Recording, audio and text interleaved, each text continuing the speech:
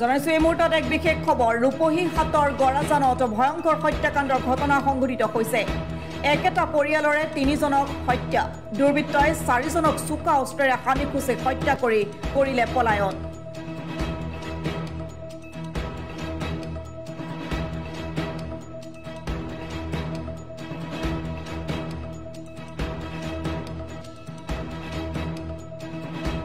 ঘটনাস্থলীত বৃহৎ আৰক্ষী দল উপস্থিত হয় কোনে কি কাৰণত হত্যা কৰিলে তাৰ কাৰণ এতিয়াও জানিব পৰা হোৱা নাই আৰক্ষীয়ে তদন্ত অব্যাহত ৰাখিছে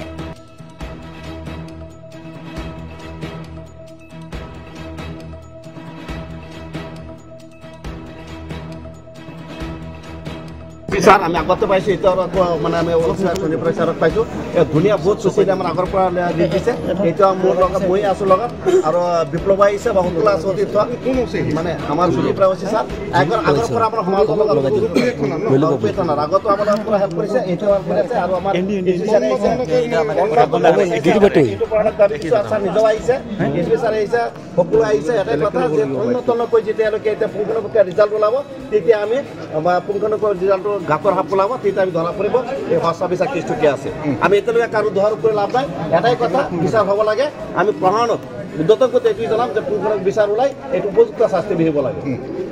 আৰু আমি প্ৰমাণত ধন্যবাদ দিছোঁ যে লগে লগে খৰখেদা কৰি শুনাৰ লগে লগে আমি প্ৰমাণ মানুহ উপস্থিত হৈছে সুৰজনী চৰকাৰ আৰু সৰু জীয়েকজনী নৱস্মিতা চৰকাৰ তিনিওটাকে মানে মাৰ্ডাৰ কৰা হৈছে ডিঙি কাটি দিয়া হৈছে আৰু ডাঙৰ ছোৱালীজনী অহা বুধবাৰ দিনাখন বিয়া আছিলে আৰু তাই স্কুলত কৰে যিহেতু তাই স্কুল নগাঁৱত হয়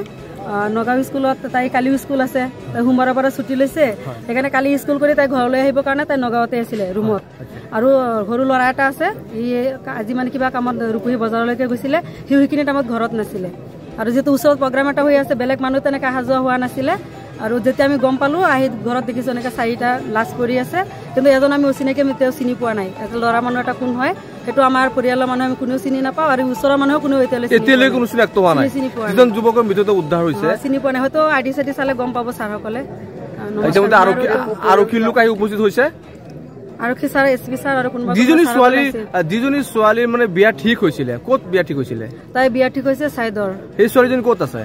তাইতো নগাঁৱত আছে তাই চাকৰি কৰে তাই কালি স্কুল কৰি তাই কালি ঘৰত অহাৰ কথা মানে সেইকাৰণে তাই নগাঁও ৰুমতে আছিলে বিয়া কেতিয়া হ'ব বিয়া অহা বুধবাৰ দিনাখন আছে ক'ত বিয়াটো ক'ত চাইদৰীয়া মোৰ খুৰাৰ ছোৱালী সন্দেহ কি হয় আপোনালোকৰ সন্দেহ মানে কি হয় এতিয়া মই কি ক'ম এতিয়া ডাঙৰ ছোৱালীজনী তাই ক'ব পাৰিব আৰু বাকীতো পৰিয়াল মানুহতো কোনো নাই কিন্তু আমাৰ ক'বলৈ গ'লে এনে ধৰক ঘৰত কোনো নাছিল নাই বেলেগ আৰু বা বিয়া যিহেতু বিয়া ঠিক হৈছে এতিয়ালৈ কোনেও কোৱা নাই বিয়া ঠিক হৈছে ওচৰত প্ৰগ্ৰাম চলি আছে ন এতিয়া চবেই তাতো ব্যস্ত হৈ আছে আৰু আজি এতিয়া আমি নিজে ঘৰৰ মানুহ মই নগাঁও গৈছিলো নগাঁৱৰ পৰা আহি তাতে অলপ ৰিহাৰ্চেল আছিলে তাতে গ'লো তাৰ পৰা শুনিহে আমি খবৰ পাই চবত দৌৰাদৌৰিকে এলৈকে আহিছো যিজন যুৱকৰ লগত বিয়া ঠিক হৈছিলে সেই যুৱকজনৰ নাম কি কুশল চৰকাৰ নেকি ক'ত কোন গাঁৱত চাইদৰীয়া গাঁৱত ন ঘৰৰ পৰা কিবা লুটপাট হৈছে নেকি এইবিলাক আমি একো গম নাপাওঁ আমি ডেড বডি চোৱাৰ পিছত আমি এইবিলাক চাবলৈ হৈছে নেকি এতিয়া ছাৰসকলে কি চাই গম পাব ন তথাপি আপোনালোকে কি সন্দেহ হয় সন্দেহ মানে ডাঙৰ যিজনী বিয়া ঠিক হৈছে তাইহে ভালকে ক'ব পাৰিব তেনেকুৱা কিবা তাইৰ ব্যক্তিগত কিবা যদি কাৰোবাৰ লগত আছিল আমাৰ সেইটোৱে সন্দেহ হৈ আছে তেনেকুৱা বেলেগ কোনোবা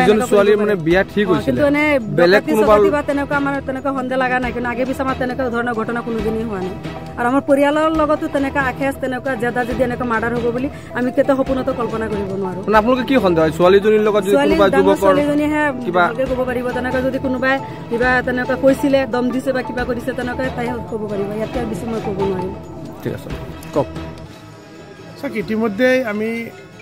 যিটো গৰাজনৰ ইতিমধ্যে যিটো ঘটনা সংঘটিত হ'ল আমি খবৰ পাই পেলাই ছ'চিয়েল মিডিয়াৰ যোগে আমি খবৰ পাই পেলাই আৰু আমাৰো কেইজনমান বন্ধুৱে আমাৰ ভাৰতীয় জনতা পাৰ্টীৰ কেইজনমান কাৰ্যকৰ্তাই আমাক জনাইছে সেইমতে আমি আহি পেলাই যি ঘটনাস্থলীত উপস্থিত হ'লোঁ হোৱাৰ পিছত যি ঘটনা আমি দেখা পালোঁ এয়া অতি নিন্দাজনক দুৰ্ভাগ্যজনক আৰু খুব গৰিহণাযোগ্য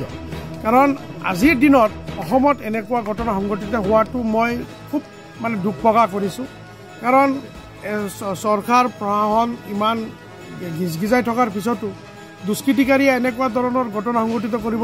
পাৰিলে যে অসমত সেয়া খুব দুৰ্ভাগ্যজনক কথা মই ইতিমধ্যে সমগ্ৰ ঘটনাৰ কথা আমি আৰক্ষীৰ লগতো আৰক্ষীৰ উচ্চপদস্থ বিভাগৰ লগত কথা পাতিছোঁ অসমৰ মুখ্যমন্ত্ৰী ডাঙৰীয়াকো আমি অৱগত কৰিছোঁ কাৰণ ইয়াত নিৰাপত্তাৰ অভাৱ হৈছে নিৰাপত্তাজনিত দেখা গৈছে গড়জান থানাৰ পৰা মাত্ৰ 1 কিলোমিটাৰ গৰাজনৰ পৰা 1 কিলোমিটাৰ নহ'ব কাৰণ 500 মিটাৰ ডিষ্টেঞ্চত এই ঘটনা সংঘটিত হৈছে মই এটা কথা স্পষ্টভাৱে ক'ব বিচাৰিছোঁ যে এইখিনি ঠাইত আচলতে নিৰাপত্তাৰ অভাৱ হৈছে কিন্তু আমাৰ আৰক্ষীৰ প্ৰতি আমাৰ আস্থাৰ বিশ্বাস আছে আৰক্ষীয়ে খুব কম সময়ৰ ভিতৰতে দোষীক কৰায়ত্ব কৰিব লাগে দৃষ্টান্তমূলক শাস্তিৰ ব্যৱস্থা গ্ৰহণ কৰিব লাগে অসমৰ মুখ্যমন্ত্ৰীয়ে ইয়াৰ ওপৰত নিৰাপত্তাজনিত কাৰণৰ নিৰাপত্তাৰ ওপৰত গুৰুত্ব আৰোপ কৰিব লাগে অসমৰ মুখ্যমন্ত্ৰীৰ হস্তক্ষেপ দাবী কৰিছোঁ যিহেতু ইয়াত আমি চাৰিওপিনে সংখ্যালঘু সম্প্ৰদায়ৰ মানুহ ইয়াত মুছলিমীয় কেইজনমান বঙালী মানুহ আৰু এই ঘটনা এনেকুৱা ঠাইত এনেকুৱা ঘটনা সংঘটিত হোৱাটো অতি দুৰ্ভাগ্যজনক কাৰণ এইখিনি আমাৰ এটা পৰিয়াল এইখিনি আমাৰ আমি এটা মিলনভূমিৰ দ্বাৰা আমি এই মানুহখিনিৰ লগত আমি ওতঃপ্ৰোতভাৱে জড়িত আছোঁ আৰু এনেকুৱা এটা শান্তিৰ স্থানত য'ত নেকি বিভিন্ন জাতি জনগোষ্ঠীৰ মানুহ একত্ৰিত লগতে খেলপথাৰত খেল অনুষ্ঠিত হয় তাৰ লগতে খেলপথাৰত আজি যি ঘটনা সংঘটিত হ'লে খুব দুৰ্ভাগ্যজনক আৰু নিন্দাজনক আৰু ইয়াত আহি পেলাই বিভিন্ন আমি লোকসকলৰ লগত কথা পাতিছোঁ আমি তেখেতৰ পৰিয়ালৰ 2-এজন লোকৰ সৈতে কথা পাতিছোঁ তেখেতেও জনাইছে ইয়াৰ প্ৰেমজনিত কাৰণ হোৱাৰ সম্ভাৱনা অধিক বুলি কৈছে নিশ্চয় আৰক্ষীৰ তদন্তত ইয়াত ঘটনা পোহৰলৈ আহিব আৰু ইতিমধ্যে আৰু এটা কথা গম পাইছোঁ যিটো 3জন ব্যক্তি এইখন ঘৰৰে হয় আৰু এজন মৃতদেহ ইতিমধ্যে অচিনাক্ত বুলি জানিব পৰা গৈছে তো মই ভাবোঁ আৰক্ষীৰ তদন্তত গোটেই ঘটনাটো পোহৰলৈ আহিব আৰু মই ভাবোঁ যদি প্ৰেমজনিত কাৰণত যদি এনেকুৱা ঘটনা সংঘটিত হৈছে তে এয়াও ৰহস্যৰ আৱৰ্তত নাথাকে যিহেতু আৰক্ষীয়ে নিজাববীয়াকৈ যিহেতু ইয়াত আৰক্ষী উচ্চপদস্থ বিষয়া আছে আৰক্ষী অধীক্ষক মহোদয় আছে তেখেতে নিজাববীয়াকৈ যি তদন্ত অব্যাহত ৰাখিছে নিশ্চয় ইয়াৰ দোষী ইতিমধ্যে শাস্তি পাব আৰু দোষী কৰায়ত্ব হ'ব বুলি আমাৰ নগাঁও আৰক্ষীৰ ওপৰত আস্থাৰ বিশ্বাস